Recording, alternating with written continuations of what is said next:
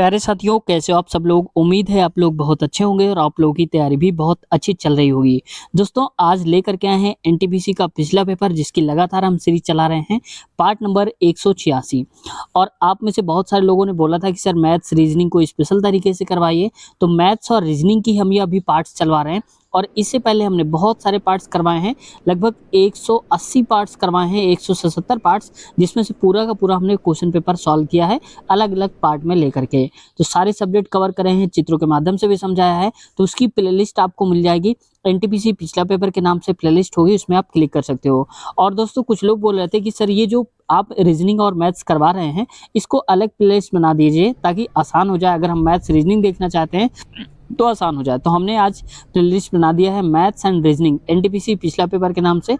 तो वहां से आप देख सकते हो, प्लेलिस्ट में ये सारे हम पार्ट्स जोड़ते जाएंगे जिसमें मैथ्स रीजनिंग करेंगे। तो जितने भी एनटीपीसी में पूछे गए थे मैथ्स रीजनिंग, उसको आज की वीडियो में हम कवर करने वाले हैं। साथियों, चैनल पे अभी तक नए हैं, सब्सक्राइब नहीं किया तो आपसे रिक्वेस्ट है चैनल को सब्सक्राइब कर लीजिए, साथ ही बेल आइकन भी दबा लीजिए ताकि अगली वीडियो आए तो नोटिफिकेशन आपके पास पहुंच जाए।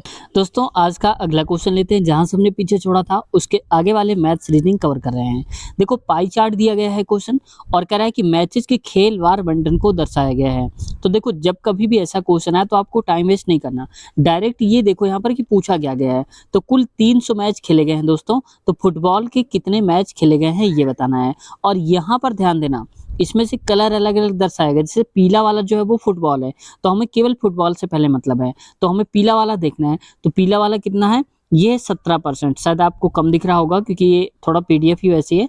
तो 17% आ रहा है। अब टोटल पहले आपको जोड़ना जरूरी है। तो अगर आप जोड़ लोगे टोटल, तो 29 और 26 हो जाएगा कितना, 55 और 65 75, और ये हो जाएगा 100 फोटो। तो 100 पहुंच रहा है। इसका मतलब हमारे हिसाब से 100% और क्वेश्चन के हिसाब से 300। तो 300 मैच खेले गए ना टोटल, हमारे हिसाब 100% खेले गए। तो अब देखो 1% की वैल्यू क्या हो जाएगी, ये जीरो से ये जीरो काट दो तो 1 की वैल्यू 3। हमें बताना है फुटबॉल यानी कि 17%। तो 17% का मतलब है कि 17 से गुणा करा दो, यहाँ भी 17 से गुणा करा दो, 17 3 51। तो बस सही उत्तर क्या आ जाएगा, 51, ऑप्शन नंबर पहला ही जो कि दे के रखा गया है। साथियों, आप लोग बताओ अच्छा कि यहाँ पर कुल क्रिकेट, यहाँ पर फुटबॉल की बात करी जा रही है, मैं आपसे पूछता हूँ कि क्रिकेट कितने लोगों ने खेला है। तो क्रिकेट खेलने वाले लोगों की संख्या बता, माफ कीजिएगा, कितने क्रिकेट के मैच खेले गए हैं ये बताना है आपको। ठीक है, आगे देखते हैं। अगला देखो, फिर यही पाई चार्ट वाला क्वेश्चन है। कह रहा है कि दी गई तालिका, यानी कि जो दिया गया है ये वाला पाई चार्ट, 100 छात्रों के एक समूह के पसंदीदा विषयों को दर्शाता है। यानी कि कुल छात्र 100 हैं, जैसे उसमें से विज्ञान 28 लोग पढ़ते हैं, गणित 25, और ऐसे करके दिया है। ठीक है, अब यहाँ 100 दे दिया तो हमें बिना पूछे जांचे डायरेक्ट क्या कर देना है, क्वेश्चन पे आ जाना है। कह रहा है पाई चार्ट में गणित विषय को निरूपित करने वाले केंद्रीय कोण बताना है क्षेत्र को। तो आप देखो टोटल एरिया क्या है, यहाँ से यहाँ तक को अगर मैं मान लेता हूँ टोटल, तो टोटल कोण कितना होता है, तो आप कहेंगे 360 डिग्री होता है। 360 ही तो होता है भाई, ऐसे ऐसे करोगे 90 90 और ऐसे, तो 360 हो जाएगा। 360 डिग्री हमारे हिसाब से कितने लोग हैं टोटल, 100 लोग हो जाएंगे। बात समझ में आ रही इतनी। अब इसके बाद देखो, चूंकि हमें यहाँ डिग्री में आंसर बताना है, तो इसलिए आप एक काम कर लो, टोटल छात्र 100 हैं। तो मैं इसको उल्टा कर लेता हूँ, गलत नहीं है, आप ऐसे भी काट सकते हो, बात वही है, लेकिन मैं सीधा करके लिख रहा हूँ, इसलिए यहाँ पर हो जाएगा, ये लिख लो 100 कितने के बराबर, 360 डिग्री के बराबर है। तो एक कितने के बराबर हो जाएगा दोस्तों, तो ये हो जाएगा 360 और बटे में 100 आ जाएगा। अब निकालना कितने का है, कह रहा है गणित विषय, तो गणित में कितने लोग हैं, 25 लोग हैं ना, तो 25 से आप गुणा करा दो। समझ में आई बात। तो देखो 25 से कम 25, 25 चौको 100 होता है, 4 एकम 4, 4 नवन्या 36, और ये जीरो है तो 90। तो कितना डिग्री आ जाएगा दोस्तों, 90 डिग्री। और 90 डिग्री ही हमारा सही उत्तर हो जाएगा, जहां कहीं पर भी लिखा होगा ये वाला। ठीक है, आगे बढ़ते हैं नेक्स्ट क्वेश्चन पे। दिए गए निर्देशों को ध्यान से पढ़ें और दिए गए प्रश्न का उत्तर दीजिए। देखो कह रहा है 8 व्यक्ति हैं, A B C D E F G H, एक वृत्ताकार मेज पर एक दूसरे की ओर मुंह करके बैठे हैं। ठीक है भाई, देख लेते हैं। ए ई के जी के बीच में बैठा है, कुछ इस प्रकार से इनका क्रम दिया है। तो बिना टाइम वेस्ट करे हम डायरेक्ट बनाते हैं एक वृत्ताकार मेज। मान लो कि वृत्ताकार मेज कुछ इस टाइप की होगी।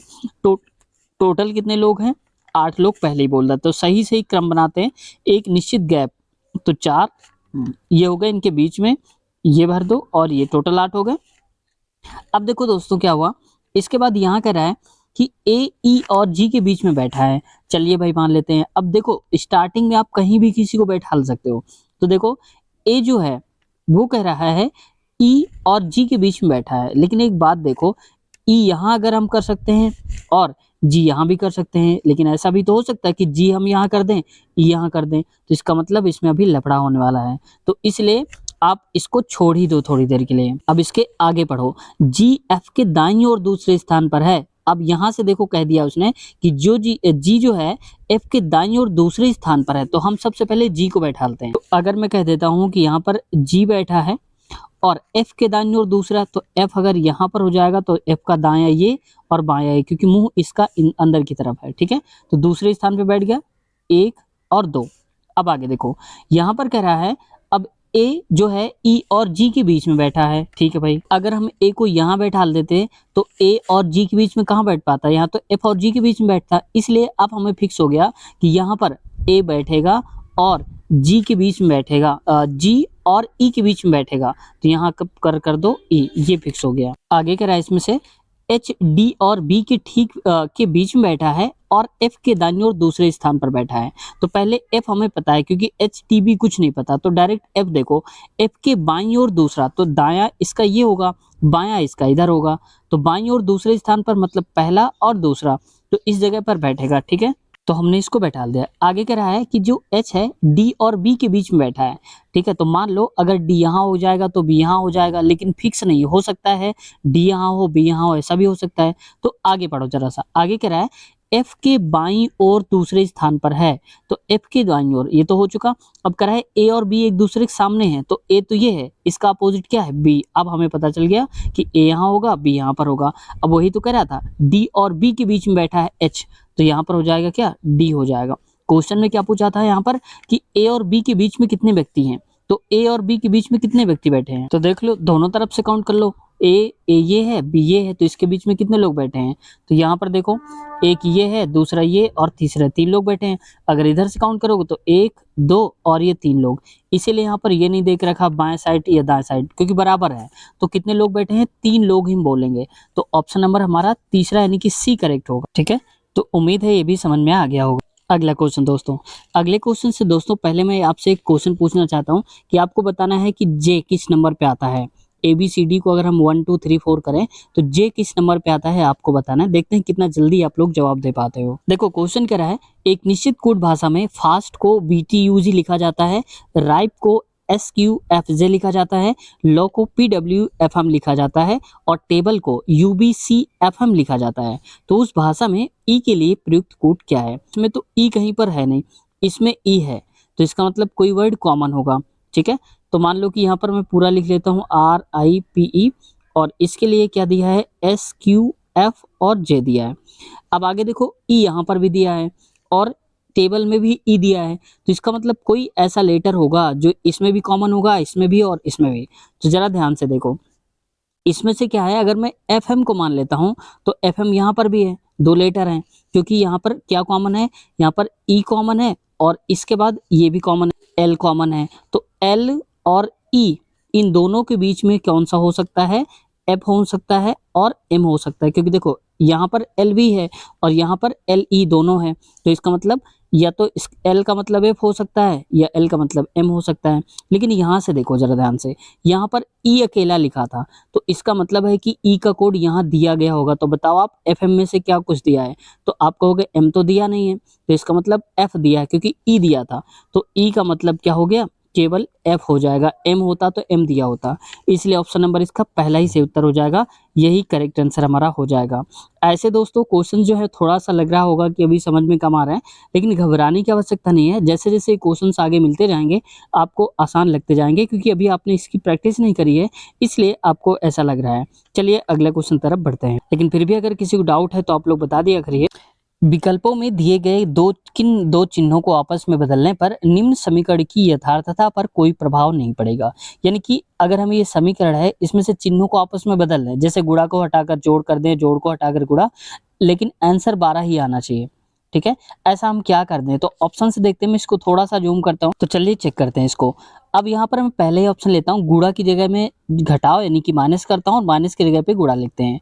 तो 3 गुणा हटाना है हमको, तो यहाँ लिखेंगे माइनस का 5 प्लस वैसे ही रहेगा, और यहाँ पर देखो लिखा था प्लस का 3 और माइनस की जगह पे हमें गुणा करना है, तो गुणे में 18 हो जाएगा और भागे 3 तो वही रहेगा, बराबर में 12 आना चाहिए। चलिए सॉल्व करते हैं। तो जब कभी अलग-अलग टाइप के साइन दिए हों, चिन्ह दिए हों, सबसे पहले भाग, गुणा, फिर जोड़ और फिर घटाना को सॉल्व करते हैं।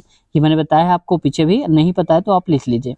तो देखो सबसे पहले भाग करेंगे, तो 18 भागे 3, तो 3 छंग 18 6 बार में चला जाएगा और 6 बार में जाएगा तो यहाँ पर आ जाएगा 6 और ये 3 लिखा है, 3 गुणे में 6 18 हो जाएगा। अब 18 प्लस का 3 हो जाएगा यहाँ पर 21, 21 में से आप 5 हटा दो तो क्या 12 मिलेगा? बिल्कुल नहीं मिलेगा, तो इसलिए पहला ऑप्शन तो बिल्कुल गलत हो गया, ये हटा दो। अगला कह रहा है यहाँ पर गुणा और भाग को आपस में हम बदल देते हैं, तो चलिए बदलते हैं। यहाँ पर 3 हो जाएगा, भागे में 5 हो जाएगा और यहाँ पर गुणा और भाग को बदलना है तो प्लस का 3 माइनस का 18 और भाग की जगह पे हमें करना है गुणा, गुणे में आ जाएगा 3। तो देखो पहली बात तो ये कट नहीं पाएगा दोस्तों, क्योंकि देखो 3 भागे 5 हो जाएगा और गुणा करेंगे भी तो 8 तो कहाँ आ पाएगा, नहीं कटेगा ना, तो इसका मतलब पहले ही हटा दो आप। अगला कह रहा है यहाँ पर गुणा और प्लस कर देते हैं, तो चलिए गुणा प्लस करते हैं। तो 3 प्लस का 5 प्लस का गुणा प्लस था तो यहाँ पर प्लस और गुणा माफ कीजिएगा दोस्तों, यहाँ पर गुणे 3 लिखेंगे, ये हो जाएगा 3 माइनस का 18 और भागे में आ जाएगा 3। चलिए भाग करते हैं, तो 3 छंग 18 6 बार में जाएगा, तो ये हो जाएगा 3 प्लस का 5 इंटू में 3 और यहाँ पर माइनस का 6।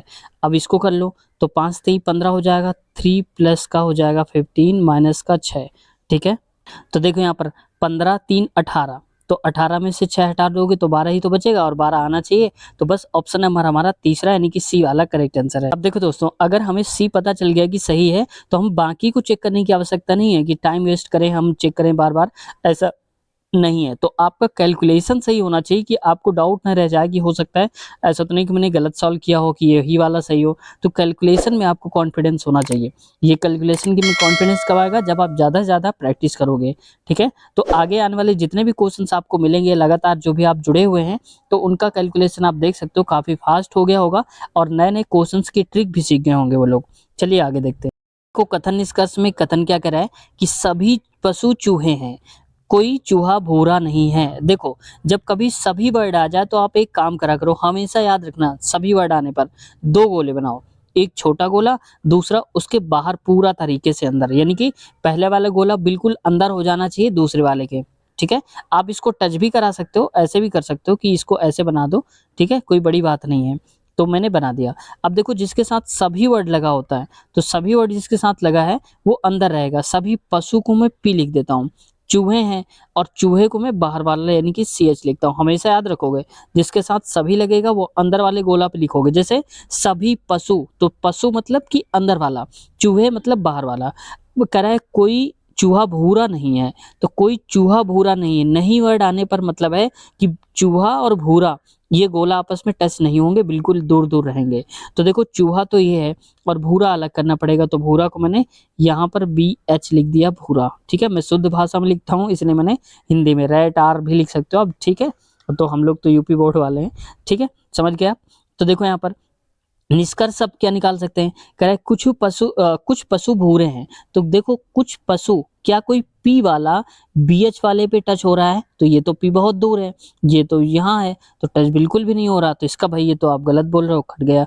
अगला कह रहा है जो पशु चूहे नहीं है वे भूरे हैं, तो कह रहा है कि जो पशु चूहे नहीं हैं। अब भाई जैसे मान लो कि ये वाले पशु हैं, चूहे नहीं हैं, पहली बात तो सारे सारे जो पशु हैं वो चूहे तो हैं ही, और कह रहा है वे भूरे हैं, तो भूरे कहाँ, ये तो बिल्कुल अलग है ना, तो इसका कोई संबंध नहीं है, तो ये भी तो गलत हो गया। तो कोई संबंध नहीं फॉलो कर रहा है, यानी कि ना तो निष्कर्ष फर्स्ट और ना ही सेकंड पालन करता है। ऑप्शन नंबर हमारा ये करेक्ट हो जाएगा, सी तीसरा वाला। अगला क्वेश्चन है दोस्तों, किसी निश्चित कूट भाषा में केम बार टू का अर्थ है ही इज क्लेवर और बार लैप टैप का अर्थ है क्लेवर एंड रिच, और ऐसे करके दिया है, तो उसी भाषा में बताना है कि सी के लिए कौन सा कोड लिखा गया है, ये बताना है। तो चलो ध्यान से देखो, ऐसे वर्ड्स में क्या करा करो, पहले देखो कि इसमें क्या कॉमन है, जो इसमें है, तो आप देखो केम यहाँ है नहीं कहीं पर, बार और बार कॉमन है, है ना। तो इसका मतलब मैं लिख देता हूँ यहाँ पर बार।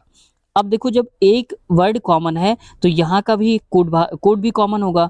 तो यहाँ देखो क्लेवर कॉमन है और क्लेवर कॉमन है, तो यहाँ बार का मतलब क्या हो गया, क्लेवर, तो मैं लिख देता हूँ क्लेवर। ठीक है। अब आगे देखो इसके बाद दिया है, और इसके आगे दिया है जेल टू लैब का अर्थ क्या है। तो देखो यहाँ पर जेल टू लैब का अर्थ है सी इज रिच। अब देखो ध्यान से, यहाँ पर टू दिया था, यहाँ पर भी टू दिया था, बाकी कोई यहाँ पर कॉमन नहीं है, केम बार नहीं दिया, केम बार नहीं, केवल टू दिया है। तो यहाँ पर कोई ऐसा वर्ड जरूर होगा जो इन दोनों में कॉमन होगा। तो यहाँ देखो इज और इज है। ठीक है। तो यहाँ पर क्या हो जाएगा, टू का अर्थ हो जाएगा इज, तो मैं लिख देता हूँ यहाँ पर इज। ठीक है। मैं सी इज रिच लिखा है तो हमें इज मिल गया, अगर हमें रिच मिल जाए तो सी का पता लगा लेंगे। तो चलिए इज वाला देखते हैं कहाँ पर लिखा हुआ है। इसमें देखो रिच आ रहा है, क्लेवर एंड रिच, और यहाँ पर सी इज रिच, इसका मतलब कोई ना कोई कॉमन होगा। तो यहाँ देखो जेल टू, और यहाँ पर भी नहीं आ रहा, लैप और लैप कॉमन है, तो हम कहेंगे लैप, और इसकी जगह पे क्या आ जाएगा, रिच, तो लिखेंगे रिच हो जाएगा इसकी जगह पे। ये लैप है दोस्तों, माफ कीजिएगा, ये हो जाएगा लैप।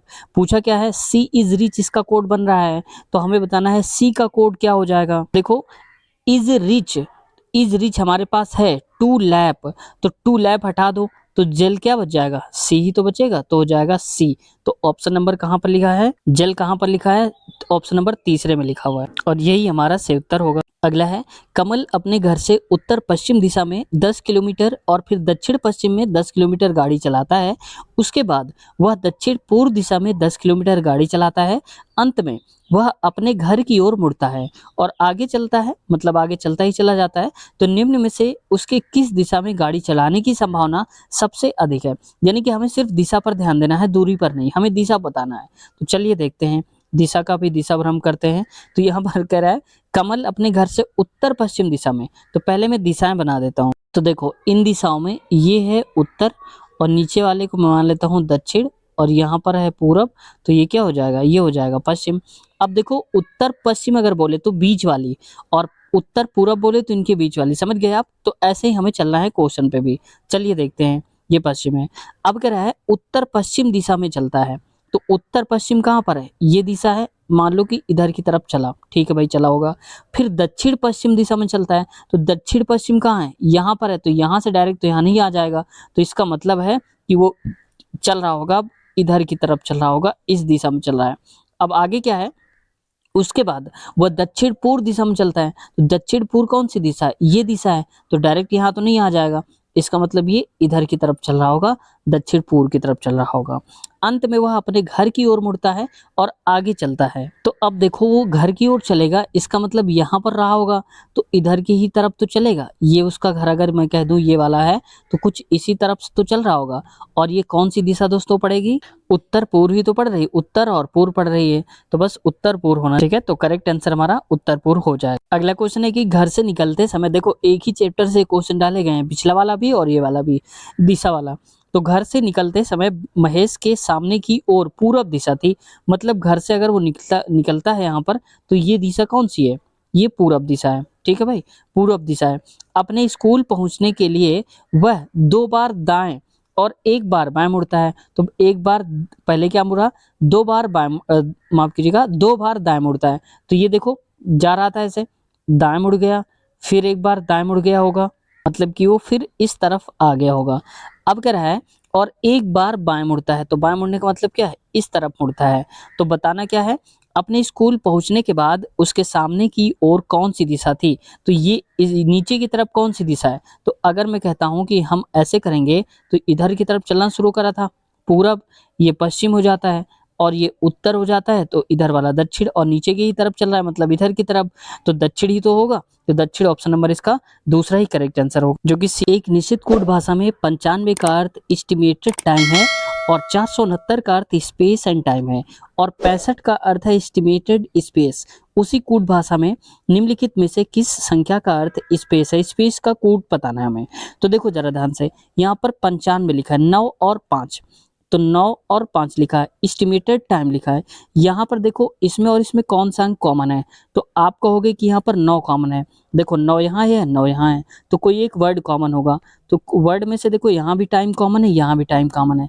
इसका मतलब क्या हो गया कि 9 की जो वैल्यू है वो टाइम हमें मिल गई यहाँ से, वर्ड 9 का मतलब है टाइम। आगे देखो कह रहा है 65, 65 का अर्थ है एस्टिमेटेड स्पेस, तो एस्टिमेटेड यहाँ मिला था और यहाँ भी मिला था, और 5 यहाँ भी मिला था, 5 यहाँ भी मिला था। इसका मतलब 5 का मतलब हो गया एस्टिमेटेड हो जाएगा। और हमें बताना क्या था कि स्पेस का अर्थ, देखो 65 लिखा है तो 65 को हमने क्या लिख दिया, एस्टिमेटेड और स्पेस। और एस्टिमेटेड हमें पता है कि 5 का मतलब एस्टिमेटेड होता है, बचा 6, तो 6 का मतलब क्या हो जाएगा यहाँ पर, ये हो जाएगा स्पेस, तो 6 आएगा। ऑप्शन नंबर इसका पहला ही करेक्ट आंसर हमारा हो जाएगा। अगला, एक पंक्ति में 15 घर इस प्रकार स्थित हैं कि दो आसन्न घरों के बीच की दूरी, यदि पहले और 15वें घरों के बीच की दूरी 560 फीट है तो तीसरे और 7वें घर के बीच की दूरी बतानी है। तो देखो यहाँ पर क्वेश्चन में कह रहा है कि 15 और घर इस प्रकार हैं, उसमें से बराबर दूरी पर स्थित, जैसे 1 2 3 4 ऐसे करके पहले और 15वें घर में। तो आप देखो अगर ये पहला वो नंबर होगा, ये 1 2 3 4 ऐसे करके जाएंगे 15 नंबर तक, तो इसके बीच में 1 फिर 2 फिर 3 4, रियल में यहाँ तक हम 4 आ रहे हैं, ये 5 मान लो, इसको हटा दो 5 तक देखो, तो रियल में कितने घर हो गए 5, 1 2 3 4 5, लेकिन यहाँ दूरी देखो इनके बीच की 1 2 3 4, इसका मतलब एक कम दूरी निकल रही है। तो 15वें घर के बीच की दूरी 560 है, कितने, पहले और 15वें के बीच, तो इसका मतलब 15वें और पहले के बीच का अंतर निकालो, 15 और पहला मतलब कि 14, तो टोटल कितनी है 560, तो 560 का भाग देंगे किससे, 14 से, क्योंकि 14 घर हैं, तो 14 चौक 56 यानी कि 40 आ जाएगा। एक घर के बीच की दूरी कितनी हो गई, 40 होगी। अब यहाँ पर क्या है कि तीसरे और 7वें घर के बीच की दूरी बतानी है, तो 3 और 7, तो 7 माइनस 3 करोगे तो क्या आएगा, 4 आएगा, और 4 से आप गुणा करा दो तो 4 चौक 16 हो जाएगा, 160, यानी कि ऑप्शन नंबर पहला ही हो जाएगा। भाई एक घर के बीच की दूरी 40, 4 घरों के बीच की 160, तो ऑप्शन नंबर इसका पहला ही करेक्ट हो जाएगा। तो उम्मीद है आप इसको समझ गए होंगे।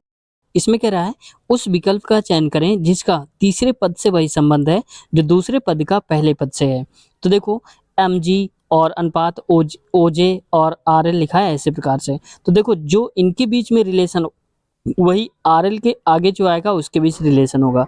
तो सबसे पहले देखो एम के बाद पहले पहले लेटर ले लो, एफ और ओ, जैसे मैं लिख देता हूँ एम एन ओ, तो ये वाला हटाकर लिख दिया गया है, एम के बाद ओ लिखा गया है।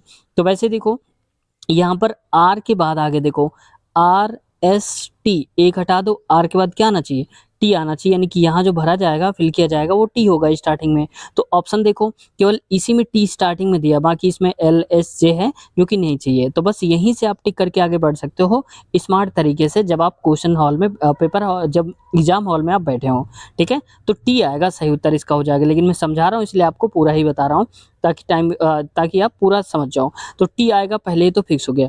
अब देखो जी के बाद जे आया है, जी के बाद आता है जी एच आई जे, यानी कि 2 का छोड़ा गया है। वैसे ही एल के बाद 2 का गैप होगा, तो एल के बाद आता है एम एन फिर ओ, तो क्या आएगा, ओ आएगा। तो देखो टी ओ आ रहा है, टी पहले से आ रहा था, ओ टी हो गया, तो ऑप्शन नंबर इसका सही हो जाएगा दूसरा वाला। अगला है ऐसे आयत का परिमाप ज्ञात कीजिए जिसकी लंबाई चौड़ाई से 5 मीटर अधिक हो और एक परिमाप का मान उसके क्षेत्रफल के मान के 1/3 के बराबर हो। दोस्तों देखा है क्वेश्चन को कैसे कैसे मोड़ दे दिया है। चलो जैसा बोल रहा है वैसे ही करते हैं। तो कैसे सॉल्व करेंगे, स्मार्ट तरीके से। अब कह रहा है आयत का परिमाप, तो ये जो आंसर लिखे होंगे ना दोस्तों, ये आयत का परिमाप होगा, इनमें से कोई एक सही होगा। तो मैं मान लेता हूँ कि पहला ही वाला हमारा सही हो जाएगा ए, लेकिन कैसे।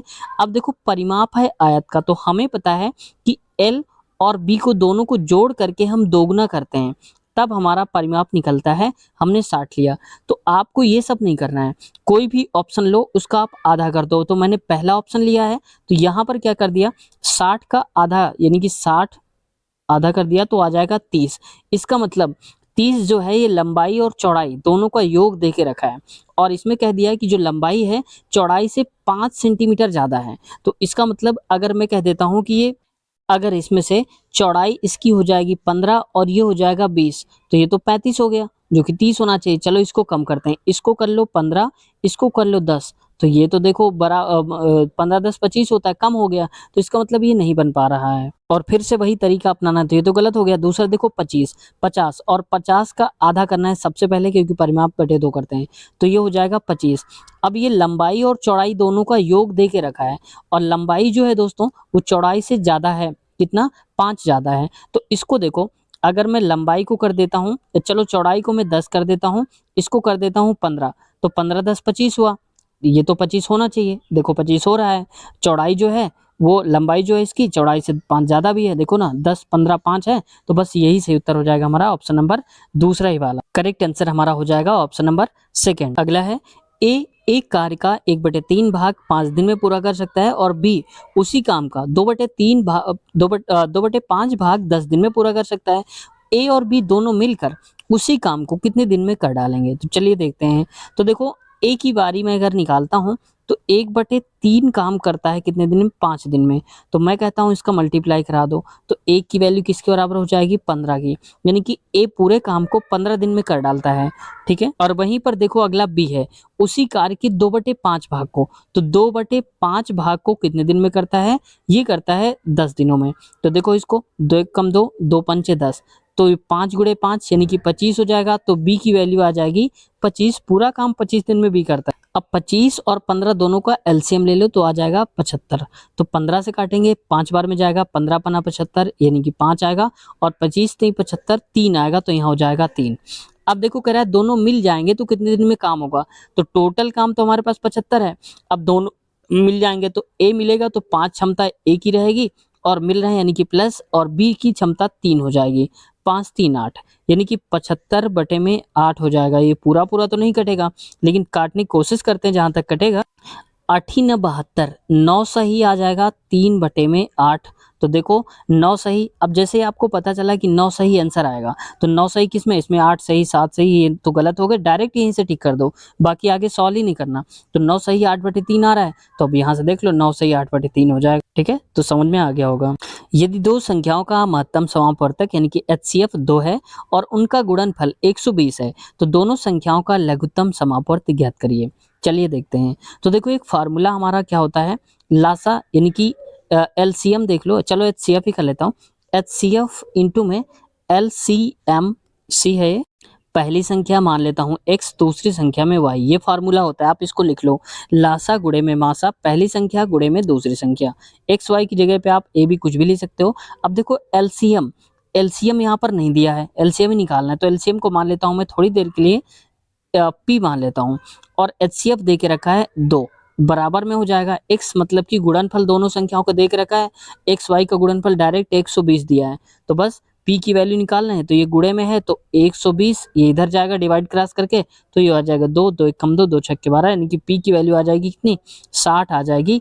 तो हमारा जो एलसीएम था वो 60 आएगा, जो कि ऑप्शन नंबर चौथे में लिखा है। तो उम्मीद है आप इसको समझ गए होंगे। तो ऑप्शन नंबर इसका हो जाएगा चौथा, यानी कि 60 आंसर। अगला क्वेश्चन है, इसमें कहा जा रहा है एक शांत जल में एक नाव की चाल 30 किलोमीटर प्रति घंटे है और धारा की चाल 6 किलोमीटर प्रति घंटे है। 5 मिनट में धारा की दिशा में और धारा के विपरीत दिशा में तय की गई दूरी क्रमशः बतानी है।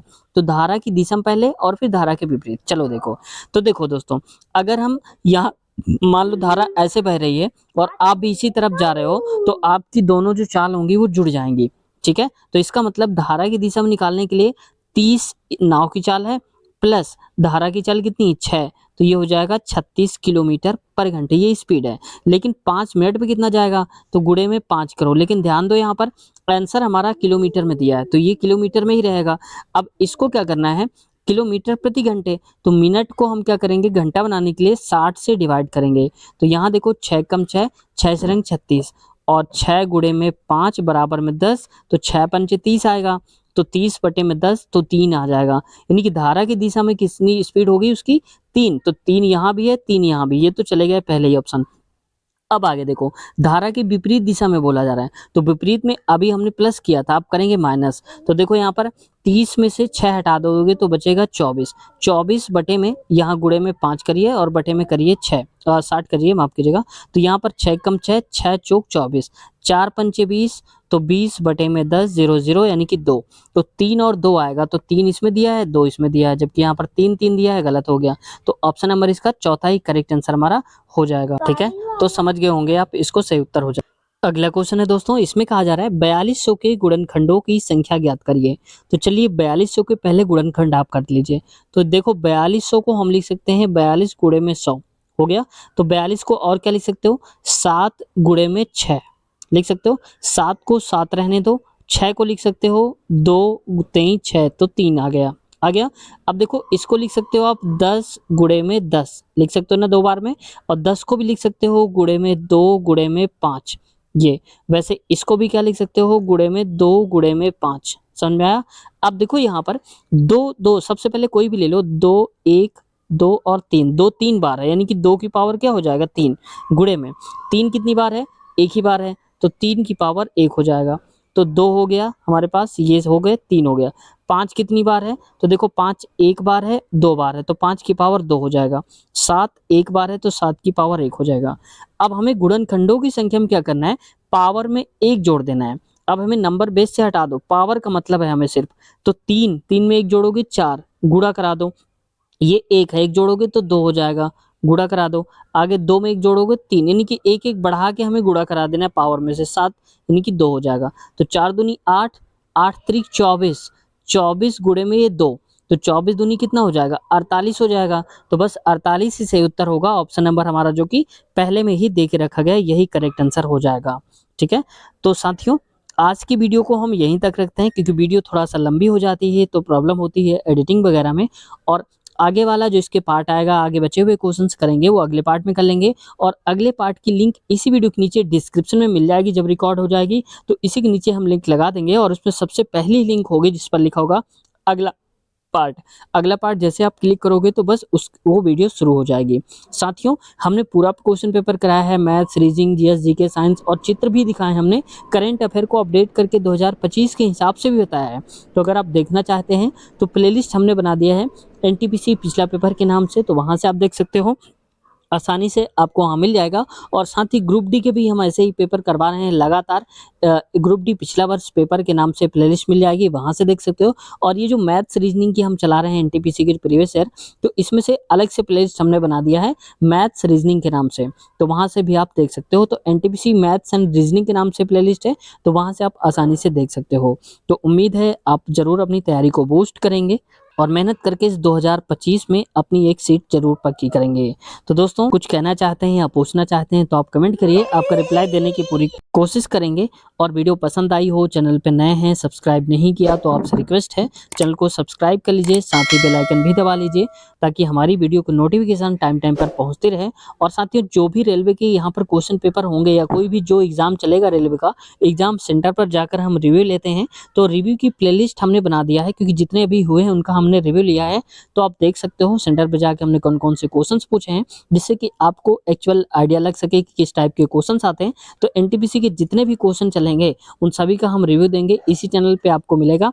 और किसी एक लिस्ट की, या कह सकते हो किसी एक जो एग्जाम रिव्यू की जो वीडियो है, उसकी लिंक इसी वीडियो के नीचे मैं लगा दूंगा, वहां से भी आप आसानी से देख सकते हो। तो एक बार आप डिस्क्रिप्शन जरूर चेक कर लीजिएगा, और या फिर अच्छे से तैयारी करना चाहते हो तो प्लेलिस्ट चेक लीजिए। प्लेलिस्ट में हमने सारे पार्ट्स लगाए हैं क्रम से।